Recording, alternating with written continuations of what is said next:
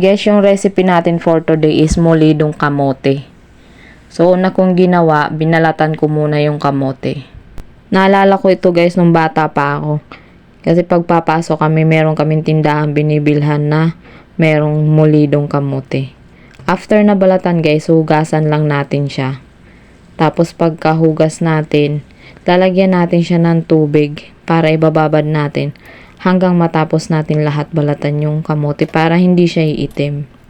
Tapos after mabalatan lahat guys, bibiyakin natin siya sa gitna para maluto siya agad kapag nilalaga natin. Kasi ilalaga natin sila. Ayan, fast forward ko siya para mabilis. Lalagyan na natin siya ng tubig kasi sasalang na natin siya.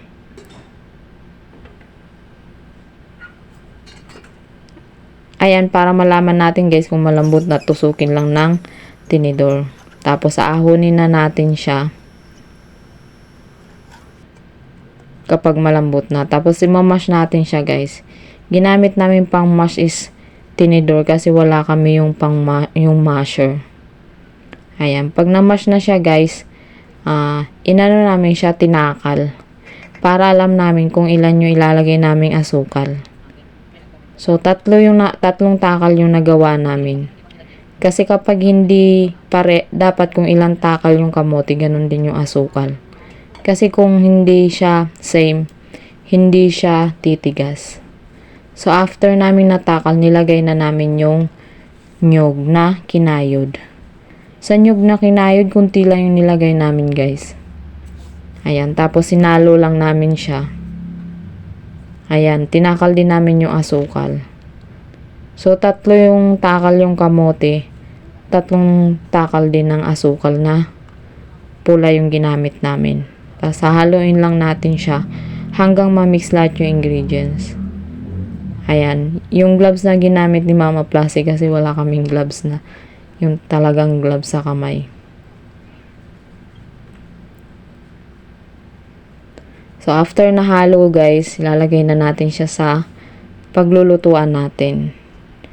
Ayan.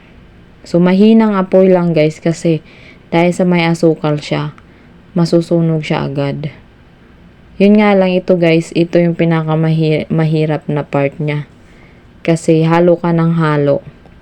Dapat lagi hahaluin mo siya ng hahaluin. Kasi kapag hindi, didikit siya. Tapos matagal yung pagluluto, lalo na paghahalo guys. Kasi kailangan mo siyang patuyuin talaga. Ayan. O, kailangan kapag magluluto ka nito, may katulong ka sa paghahalo. Kasi nakakangawit tsaka masakit sa kamay yung kakahalo. Kasi matagal siyang maluto. Ayan. Tapos hindi mo siya pwedeng hindi haluin. Kasi didikit siya at masusunog. Ayan, parang medyo nag-aasukal na siya niyan. Ayan, malapit na yan guys pag ganyan na siya. Yung paggawa nito para ring paggawa ng kalamay. Ayan guys, kapag okay na siya, ganyan na yung itsura niya.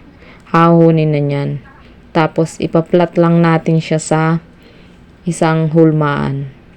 Yung hulmaan na yan, ginawa lang din ni Mama kasi mahilig siyang gumawa ng mga dessert. Ayan guys, is pangkain lang namin yan, hindi namin pantinda.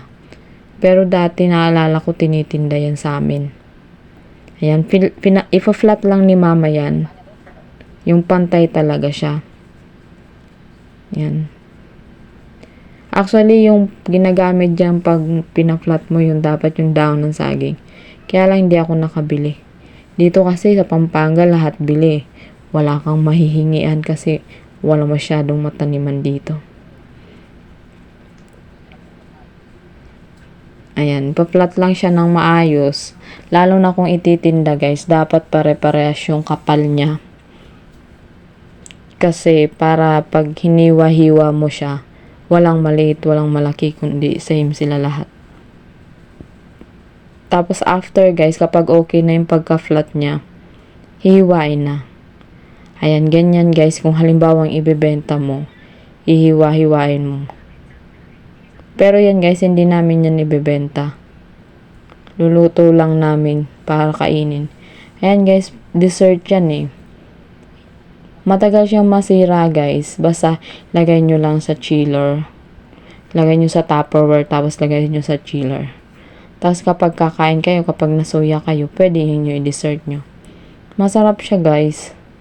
Tapos kamote pa, masustansya pag kamote, di ba? Marami rin yung nagawa namin, 2 Tupperware din. And kapag ibebenta mo, tubo ka na rin kasi ilang ingredients lang, 3 ingredients lang yung nagamit. Yung nyug nga, hindi man umabot ng 1/4. Kunti lang yung ginamit. So, yan na siya guys. Yan yung nagawan lahat. And thank you for watching. God bless everyone.